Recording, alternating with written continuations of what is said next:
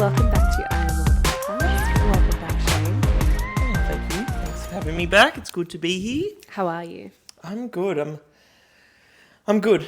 Preparing for a little run I've got this weekend. Oh, that's right. Yes, the marathon. Half marathon this weekend. Little update. Didn't realise it was all on sand. Oh, yeah. So a little missight from me where I was like, oh, look, I'll look at the emails and see what they say in preparation and all this. And it was like a description. I was like, oh, congrats on joining one of the hardest marathons in Queensland. And I was like, oh, like, what's making it so hard?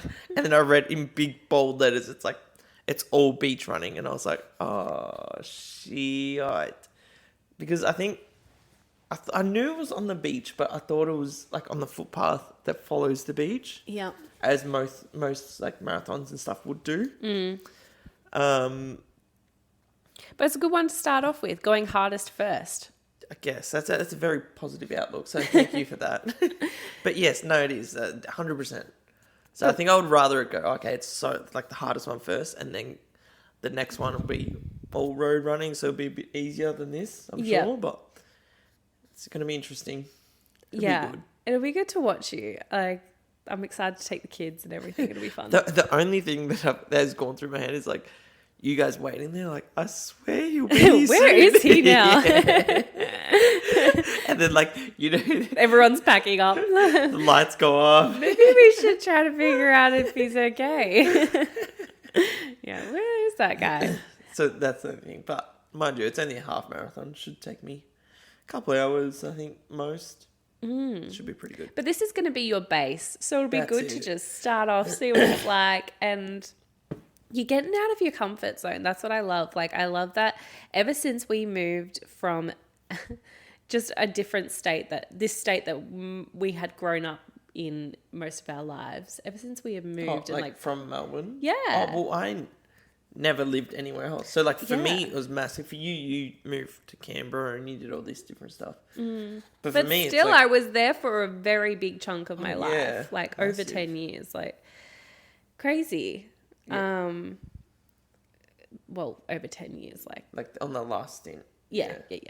But so what was I saying? You're getting out of, ever since we moved, is we're getting out of our comfort zone, and that's what I'm loving at the moment. We're finding out who we are. Like, we are different people to who we were 100%. And 2 years ago. The thing is too, it's very easy to slowly cozy back into that comfort zone. You know, like we could have here. Yeah. We still could be like, oh yeah, we love this new move, but then we don't go outside or we go to this same place. Like, we just keep it all the same, and that's the comfort zone where you think you're going out, but you're still keeping everything the same because you don't want any change. Yeah. And I think we keep sort of falling into that a little, and then we catch ourselves and we're like, nah, we need to change things We up. need to shake it up. Yeah. If we're not scared or worried about doing something, we're not growing. So, like, let's shake it up. And I think, like, something that this marathon's sort of given us is that it's good to have those goals, like the thing to strive towards, where I think I struggle not having something. And I go, if I don't have something that I'm not working towards, and that's from me growing up with footy and everything like that. It's like, you do pre-season for footy to start, and then you do like cricket pre-season, like you do all this before the events to start. And it's like, if I don't have that, I think my mind goes at real plateau and I just skate by. And I think that's pretty toxic for me. Yeah. So I think, like, having this as a motivational thing of like, look, I'm working towards it. This is my goal for the next few months or the week or whatever. But I'm already looking ahead of like, okay, what's the next one I want to do? And Jem, you asked me the other day, you're like, oh, would you want to do it like an Ironman eventually? I was like, yeah, 100%. Yeah. We sort of looked it up and I was like, look, let's just get through a half marathon I was like thinking, oh, I wonder if I could do an Ironman. Because I saw like Gordon Ramsay and his daughter were doing one, and they look like they just did a TikTok trend, and I was like, they look like they're having fun. I reckon this will be fun. A couple chefs. Yeah. And then it's at like half Ironman. I'm like, oh, I could start off with half one. So then I like Googled it, and then I saw like what it entailed, and I thought, maybe I should just try something like a half marathon first, or maybe like just try each section of it first. Like, practice riding a bike again, Gemma. When's the last time you rode a bike?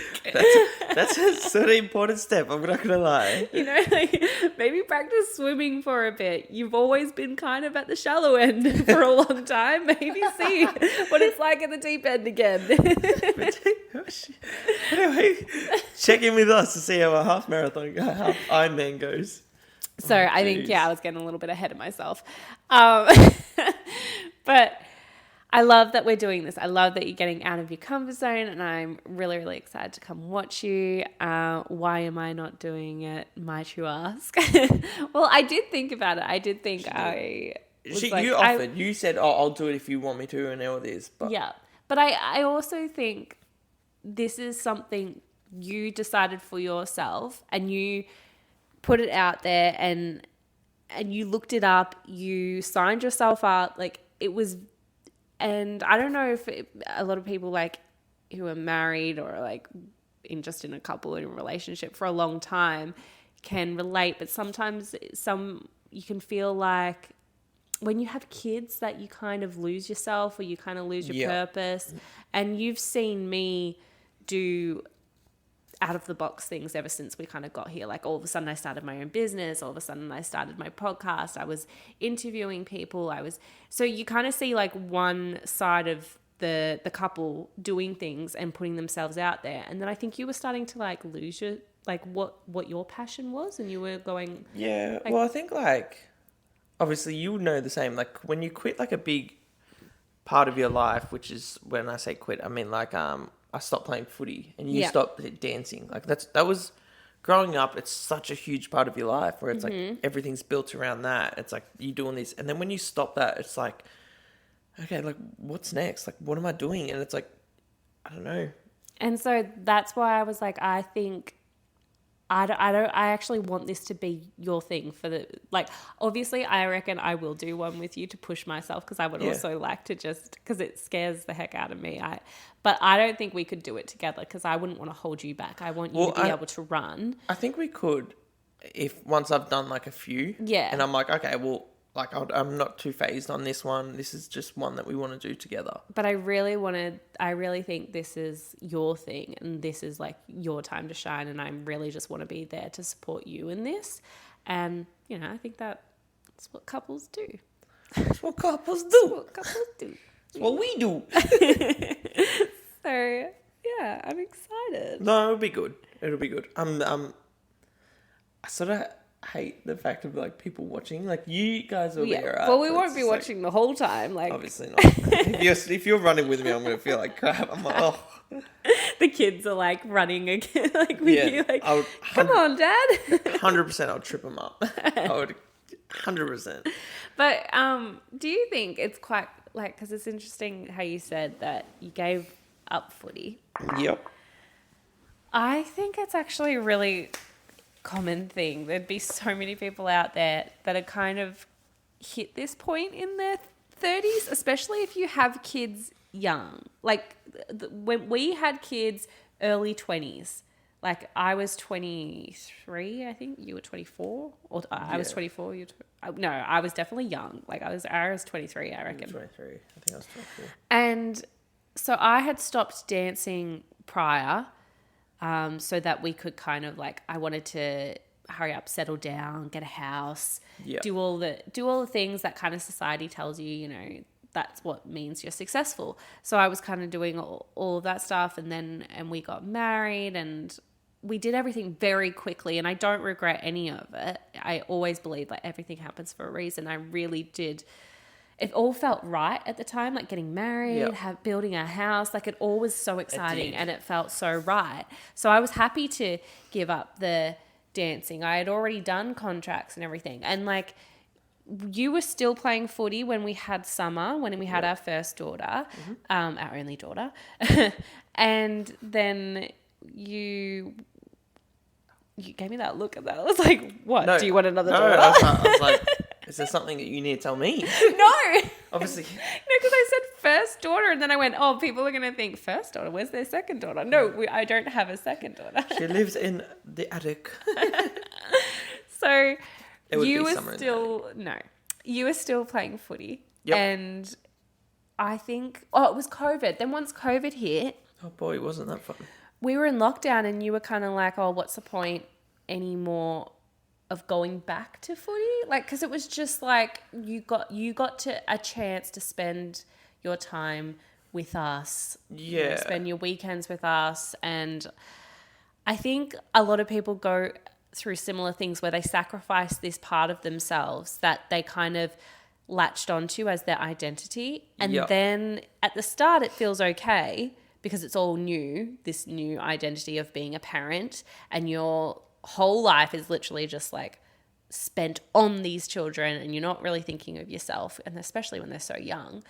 But now that we've got to this point, especially when we moved to Queensland, we're kind of like, oh, what do we love to do? Who are we? Like, and I just reckon there'd be so many people that relate to that, to like hit the point of, and then you kind of, I reckon that's where people look back with regret. Like, I wish I had kept dancing. I wish I had kept playing footy. Like all this sort of stuff. That, it's also friendships as well. I think that's a big one. It's like when you got your family, you got the kids, especially because we had kids and no one else really around us had kids. Like lost connections big time. And it's sort of like, that's a big fact. And there'll be so many people that would out there with the same exact thing where it's like, yeah, they had kids and they lost connections with people from the past and everything. But, and I think I want to reiterate that having different friendship groups as you grow is normal. Yeah. Sticking with the one best friend since school or primary school, whatever, that is quite rare. So I don't want anyone to be like thinking, oh my gosh, I'm always going through new friendship groups. It actually shows that you're growing because you change as a person. Change so often. Like, look how like you've changed and I've changed even from when we've been together. Yeah. So it's like, yeah, if I didn't change and we didn't change together, like, yeah, you fall apart. So it's like friends, it's like you grow at different rates. Yeah. So it's a bit like that. Yeah, so what I was wanting to talk about at the moment, though, was this notion of what's the perfect healthy lifestyle or routine at the moment. I just feel like there's none. I just want to put it out there. There's none. There's not one perfect way. And coming from a nutritionist that I see on my social media algorithm at the moment is just video after video of if you want to lose fat, you need to do this. If you want to make sure your hormones are balanced, you need to have the perfect sleep at night. You need to not be eating at night. And actually, this is something that I even talked with my client this week about, is that everything is nuanced, and I'm sick of people outsourcing their power to social media and getting social media to tell them what to do when they don't know you. You can't. So if you're one of those people that are seeing a video and they've just told you stop eating at night because it's ruining your sleep or whatever, are you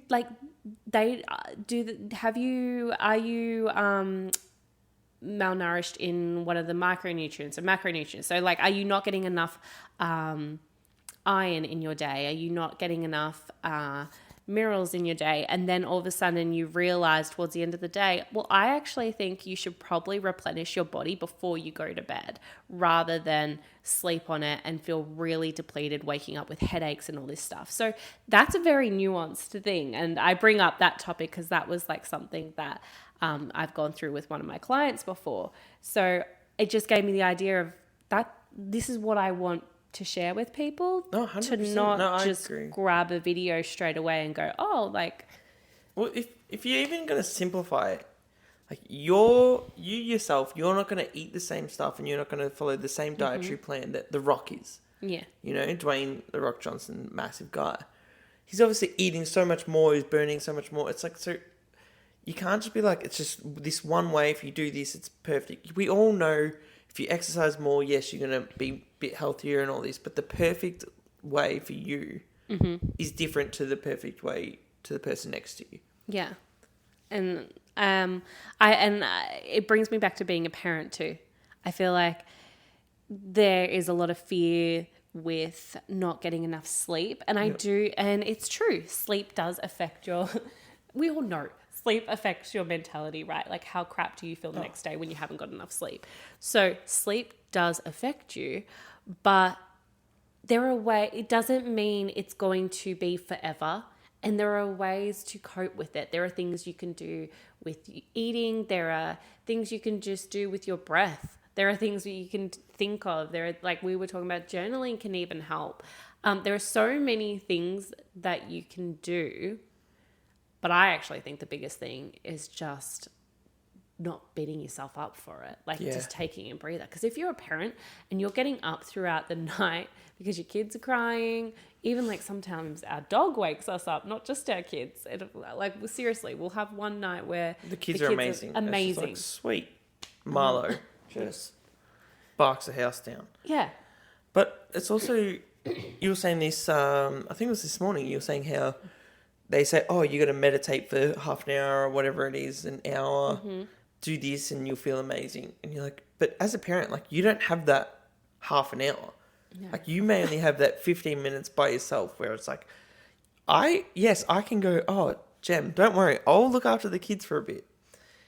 It's really hard to hold them down without one of them running off to you, and they always want their mum. So it's just they always do. You may only have that 15 minutes, so make the perfect fitness and mental health plan that suits you. Yeah. It's like, even then, it's probably not going to be perfect. There's going to be things that go off and go astray, but just, yeah. Yeah, I got told one time by a mentor, like, how good it is to do meditations in the morning. And I was getting really frustrated because the kids wake up at like 5 a.m. here. The sun is up at 5. So in order for me to get a good meditation, I have to get up before them, which is like going to be 4 or 4:30. And I was realizing me doing that was actually draining me throughout the rest of my day. And that's okay. That doesn't mean that I'm not successful or not going to be successful. Like, just because I've decided, no, I'm not going to get up before the kids and have my own time, I do think that can benefit you 100%. But if you're not a morning person, or if that just doesn't work for you and it doesn't make you feel good, there's no point. Don't do it. That's okay. So I want to reiterate that. But also what I realized, I read in a book one time, a lady who was taught, she is like an expert in mindfulness and meditation. And she was talking about, because she's a mum, that her kids right now, they're very young and it is very hard for her to meditate and do meditations with them at the moment, especially in the morning. So sometimes what she does is she'll literally do it in the bed with them. And yes, it's chaotic, but it's still something. And she knows, I remember reading this, she said she knows it's not going to last forever. And that's the thing. This is just right now. Yep. That's works for her. It helps her get through it. But I think we get so fixated in our mind that we go, oh, but this isn't the right way. Like, oh, I'm not doing meditation right. No, that's not true. I don't think people realize you can literally just sit here and stop talking for a bit, and you can have a coffee and be looking out the window. You're meditating. That's actually meditating. People think you have to sit here with your hands like this. Yeah, and levitate, and you've got this great beyond that's pulling you up. And it's like, yeah, all of a sudden the light shines down on you. You get the tingles. Like, and it's like, no, it doesn't need to be like that. Meditation was just designed to give yourself a moment of peace, a moment of like, even if the thoughts come up, that's still okay. But a moment to just connect to your body and breathe. Like, what are you thinking? I also think we all love it. Even if you're like, oh, I don't like to meditate. It's like, but you know that feeling when the power goes out?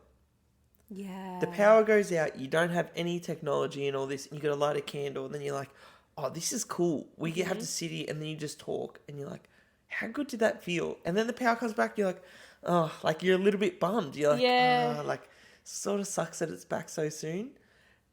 That's like meditation, because it's like, it's just the reset of just someone taking everything away and you're just left with just your thoughts or with someone else's thoughts, and you just talk it out. Yeah.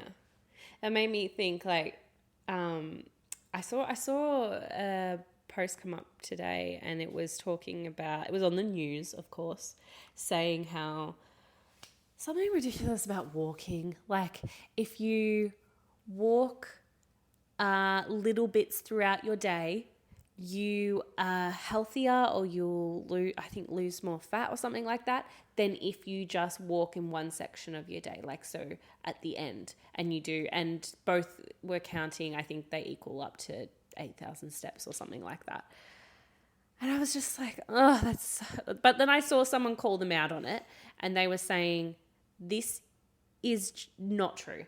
This is just saying, of course, like, you're going to feel better, and if you're moving throughout your day, you are going to feel better, but it doesn't mean that you will lose weight quicker than if you have to just walk at the end of your day. And I thought that's really good to take note of, because how many people will listen to that from the news and feel shameful and feel like, oh, I go to work and I sit at work all day. I don't have the option of going for walks. Yep. Me, literally, as a marketing admin assistant, I have to like sit on the computer all day, and that's your job. But then I come home and I go for a walk, or I'll go on the bike, or I'd go for a walk with us just to get outside because I need it. But because I did it all at once, the news is telling me, no, you're not as good, you're not as healthy. Oh, you think you are? Oh, you did it at the end of the day? Oh, close, but it's like, no, I'm so sick of us tearing each other down. And I guess the news are just doing it for, they're doing it for this, for that interaction of people, of course, going around talking about it. But some people aren't strong enough to look at that and say that straight away. But I guess, like, when it comes down to it, it's like, when you feel judged and you're feeling crap about yourself, and you're like, oh, I'm not where I'm meant to be, I'm not where I want to be right now. How many people have been in your exact shoes? Where it's like, they've had your family situation, they've had your upbringing, they've had the same kids that you've had. It's like, no one. No one's been in the exact situation that you are right now. So who's to say you can't succeed from where exactly you are? Mm-hmm. And it's like, so don't let anyone else put limits on you, saying like, yeah, you can't do this, or you're not good for doing this. It's like, because no one's where you are. Everyone experiences things differently. 100%. No one's going to have the same experiences as someone else. I know there's so many of us out there, but we're all really unique with DNA, genes, and everything. So even if you get into a scientific point of view, everyone's unique. And they don't have all the answers. No one does. Mm-hmm. Mind you, if you're listening to this, then yeah, no one else is. So good on you. Like, so yeah, let's go back to I guess finding ourselves and creating the identity that we want to create at the moment. I think the big thing for a lot of people is finding who they are. But I think what the biggest thing that we're both trying to work through as well is just appreciating what we've gone through in the past as 100%. Well, because it made us who we are today, even though sometimes we want to block out the past. Don't look at me. I don't block anything out. I block a lot out, especially of the past. Yeah. Look, my past, I think, upbringing changed me a lot. Yeah. Especially schooling and everything like that. Went like, as everyone does, you went through the phase of what's wrong? I said, let's talk about it. Oh gosh. Went through the phase of wanting to be the popular one and everything like that. And really, like, I thought you were like the trendsetter, like, because you didn't care. I was. But when I was really young, there was like some guys that like, there were a couple guys in primary school that were like cool, and like we did like a running thing, and they were real cool. And I tried to act like them at one stage, and I was like, oh, and I come off as there was an embarrassing moment. Yeah. Like, I was trying to impress these girls, and I think I like blew my nose or something, and like boogers come out and all this, and that sticks with me to this day. Cause isn't it crazy how one thing that someone might not ever remember again, they probably wouldn't cross these people's minds again, but it sticks with you. I remember because I remember the kid used to blow his hair up. He had a fringe. He used to blow like just with his mouth, and he'd blow his fringe off. And I was like, "Oh, that looked cool." Yeah. So I was like, "Sweet, I'm gonna do it." Did it, but blew out of my nose, and just boogers went out in front of the girls, and I was like mortified. Yeah. And then I swear that like still sticks with me now. And I think from that point was like, I was like, "That's it. I'm not copying anyone else to try and be cool. I'm just going to do what I want." And it's like, That's crazy because that was like a growth moment for you. Yeah. And it's like, I think it was like grade 5 or something like that. But you know, like that's what they say, that your body doesn't know the difference between the different types of trauma that you have. So like that, even though you're like, it's not like huge trauma, your body sticks with it as if it is very, very traumatic. You know, like if you still can remember that and you can still feel that, like that was actually your body thinking, "Oh, that was really traumatic for you." Oh gosh. That's So true. that's why it will is true come up. It's true because I do, like if I think about it, you sort of cringe a bit. You're like, ugh. Mm-hmm. So yeah, I guess you're sort of right. So you have to like go back to the moment and then try to envision it happening again, and then feel where it feels in your body. Oh. Like where it makes you cringe. Like, is it like in your chest, like really like heavy, or like does it feel in your head? And it's kind of like when those movies where they say face your fears kind of thing, because you're trying to prove to your body that you're safe now. It's not a scary position. You're okay. And then what you do is you picture the moment. I learned this from a mentor one time. You picture the moment and then you picture it going how you would have wanted it to go. Yeah. So you change it. That's weird you said that, because that is exactly what I was picturing. I was like, okay, so if I could go back in time and I could change that, would I? It's like, what would I have gotten out of it? And it's like, I don't think going back I would change it. And yet, like, I still cringe about it. So it's sort of weird. It's like, I wouldn't change it, but I still think about it. I'm like, oh, that was cringy. Like, yeah. So, it's good. I don't like looking this far into my head, though. So we'll just block that out. No. Seriously. Your next step is therapy. Oh, no. Yeah. How about you? Was there a moment for you that was just like, boom, that's it, I'm going this path? Or it sent you down a different path that you're like, it sent me down an insecure path and then I had to bring myself back? Or is there something... Like a trauma or... Well, it could be a trauma, or is there a moment that was like, hey... Because everyone's got their own sort of moments. It's not just one moment. It could be like heaps where you got like a gig, like a dancing gig that was like, this is what I want to do. This is it. Yeah, well, I guess it was yeah. I don't know. I've had so many different pivots in life and so many different...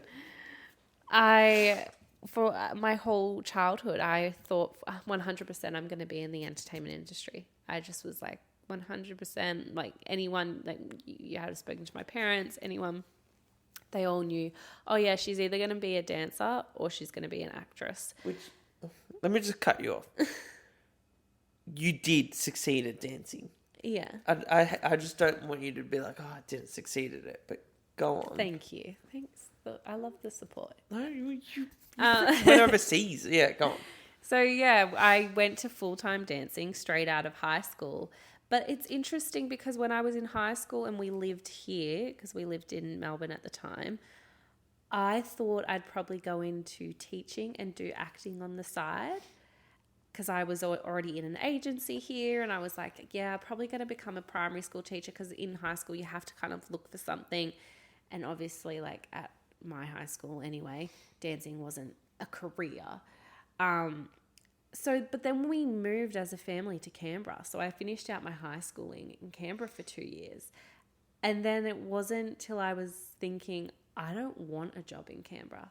Like I loved, and no shame to like, no offense to anyone that lives in Canberra, I love the place and I've still got friends there. Yeah. It was just, I didn't feel like that was my end place. I was like, that's not where I want to start building up a career. I wanted to get out of the bubble of Canberra. Yeah, sort of like Melbourne to us. Whereas like, exactly. we didn't feel like that was it for us. And who knows if we'll even stay here. Like, I'm always up for growth. But we moved... Dubai. Well, so then... They've got no taxes there. What? Yeah, Dubai. It's like no tax. They don't pay for like income tax. No tax, like nothing like that. No taxes. I didn't know that. Yeah. I was like, shit. Oh. I think it's like the only tax that they have to pay is for like their healthcare, which is like $35 a year or $45 a year, something like that. It's something like ridiculous. Maybe we should look into that. I reckon if I can get a job there, I'll sweep floors. I'll probably earn more because I'm not paying tax. Wow. Yeah. Dubai would be cool. Okay. Anyway, let's put catch that up with on us. hold. So what I was saying was I wanted to get myself out of Canberra, and I was scared that my family weren't going to move. So I needed, in my head, I thought I needed a big enough reason for me to leave Canberra. So I thought because I was dancing again at the time, I'm going to try out for full-time dance schools. And see, this is where I always think, would I have done that if I lived in Melbourne? Because I wasn't trying to escape I wouldn't have been trying to escape a state if I lived in Melbourne. But I was trying to in Canberra. I was trying to like leave there. And I really don't, I will never know the answer. But I ended up getting to full-time, and I did that for 2 years. And first year I was like, yes, this is what I'm doing. After this, my plan was I was going to go to America, and I was going to study in like an acting school, and that was my dream. And everyone knew that was my plan. And then I met you. And Dream record. No, I fell in love. I didn't know this. Surprise. Don't get a big head. Oh. But the first year, I was still like, no, this is still what I want to do. And I did get a few gigs in that here, and I loved it. Like, I loved it, but I was in also like loved up land too, where I was like, oh, like it was sort of hard because the potentials of what we could, you know. Yeah, like even the gigs you did were taking time away from us, because all the gigs are always on the weekends and everything like that. Mm-hmm. Obviously, I was working during the week, so it was hard to catch up, and you know, when you're young and in love. And then the second year was our big year of auditions, but I was just thinking, like, I just want to finish this up, and then maybe I'll just go get a proper job. Because I think in my head I was already going, well, I'm not going to succeed at this. I just want to go get a proper job, and then we can get a house. We can actually start building a life together. That's what I was really excited for. And then miraculously, all of a sudden, I got a contract in Japan for 11 months. And that was, I think, the biggest shift that I did not see coming. I was getting little gigs here and there, but I never thought I would get a big gig like that. I mean, probably in the first year, my mindset was different. Maybe I did think it, but I think in the second, I was just cruising. I was just having fun. And I was just like, you know. Isn't that the whole point? Oh my God, yes. It's just clicked. Yeah. When you have fun. Our whole motto is now, anyone that's listening that hasn't heard it yet, is have fun in what you're doing. No matter what it is, whether you're at work, you're working out, you're looking after the kids, you're cooking dinner, whatever it is, if you can add fun to it, how much easier is it? See, this is why I do this podcast, because all of a sudden I say something and then it just clicks. Yeah. But in saying that, with that audition, I knew, because we went together and I was waiting for you, and I was like, as soon as you went in, I was like, shit, she's getting it. And mind you, there was all these girls, there's heaps of girls. So I was like, I know there's so many people competing for limited spots. Mm. But I was like, I know they're going to love you. Yeah. Because I don't know if it was how you walked it, but your energy was just like, oh, this is her today. And then, you said they just... You stayed, and I remember watching, and girls walked out, and they walked out. And, and I didn't. And you didn't. I was like, oh, shit, she going to Japan. And so I got on, like, down to the last 5 in Melbourne, and then I was like, had to just wait and hear. And all of a sudden I found out like Christmas time at another gig I was doing. I was dressed up as a reindeer for Christmas at Chadstone Shopping Centre. Yeah, anyone knows it. But yeah, I got the call and they were like, you got the job. You're off to Japan for 11 months to go to Universal Studios. And I was like, oh my God. And that was crazy. And getting the contract and reading through the contract and being like, and then getting my visa, I was like, this is happening. I'm going. Like that was the scariest thing because, well, we were still early. We weren't very new, but we were early in our relationship. Yeah, I think we sort of, I remember I blocked it off of like, look, she's not going till whenever you had to leave. You didn't think about it at all. I just blocked it out till that, pretty much the day of. And then I was like, oh shit, she gone. Yeah. And then I remember that sucked. I remember we watched Titanic before I left. Why did we choose Titanic? Yes, because I have messages from when we left and we watched Titanic. No idea why we chose that movie because it was the saddest movie ever. And I was so sad when I left. I think you were still watching it as I left. I have the text messages and I was like saying, oh my God, that was why did we watch that? And you're like, I'm still watching. I was like, Shane. So. Well, because I think Yeah, anyway. I'm going way into detail. This is probably something we'll talk about later. But I think we're at your house, but yes. So anyway, I had no idea where I was going to do that. But yes, fun got me there. I came back and I pivoted again. I went into medical receptionist role and then I pivoted again. I'm like the pivoter of all pivots. How many parts of work have I been into? Like how many genres? Okay. You've been in a lot, but they've all been based around health and well-being and helping people. Yeah. Where I'm like, and fun. Like your dancing thing, fun, entertainment, where you're helping people. Mm-hmm. Medical receptionist, literally helping people. Beauty, the clinic, everything like that. Like all that, you were definitely helping people with all their skin and everything like that. Then you went into your health and hormones and all. So it's like, yeah, it has been all these different paths, but it's like, I feel like they've all just gone out and then they've come back and they're just coming back in with like a wider path. And it's like, this is what we'll bring it in. Yeah. And I'm really in this moment right now of just everything happening for a reason. Yeah. How did we even get onto that? I don't know. Pivoted. I pivoted this whole thing. Pivot. We should just call this episode Pivot. The Pivot. The Pivot. Pivot. Pivot. If you know, you know. Oh, I'm one of those people. I'm sorry about that. What did I say? Oh. Well, okay, let's wrap this up. So I guess what we're saying is trust the journey, have fun, and no one's been on your journey. Everyone's different. And stop outsourcing your power so much. Take social media with a grain of salt. If you see something that tells you you have to eat this way or do this, or if you're literally looking for something to tell you what to do, no. Go back to yourself. Go back to connecting with your body again. I literally have a couple of freebies on my website. If you're interested, download some of them. I have a link to a journaling PDF that you can. It's a couple of pages. It'll help you just reconnect to yourself. Download that. And if you can't find the answers there, send her a message. Yeah. Send her a message on Instagram, whatever. Just shoot her and say, hey, look, this is how I'm feeling. This is what's up. Do you have any tips? Mm-hmm. I always just she'll always reply, and she's always nice. She always replies to me. Yes. I don't reply to you. Yeah, I was about to say, let's look at our text messages because it's just probably me messaging myself. I'm a caller, I'm not a messenger. I'll call. One of those. Anyway. All right.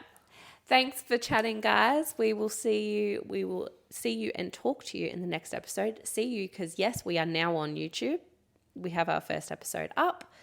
No one knows yet, so I don't think we'll have any views so far. But I haven't even looked. But the thing is, it's not actually for just to get like thousands of views right now. It's just as a source to be like, this is what we're going to do. We're having fun. Fun. I was about to say. Fun. That's a great way to end this. We're doing it because we're having fun, guys. Yep. So have fun with us. Oh damn! I thought we'll both be like. I thought we were like. I was trying to think of a catchphrase to end. Sorry, guys. I thought we were just like ending it like. It's still a work in progress. Anyway, we'll see you in the next episode. If we don't see you, good afternoon, good morning, and good night. Good evening and good night. Oh, you messed it. I'm sorry, everyone. Anyway. Have fun. Have fun. Bye, guys.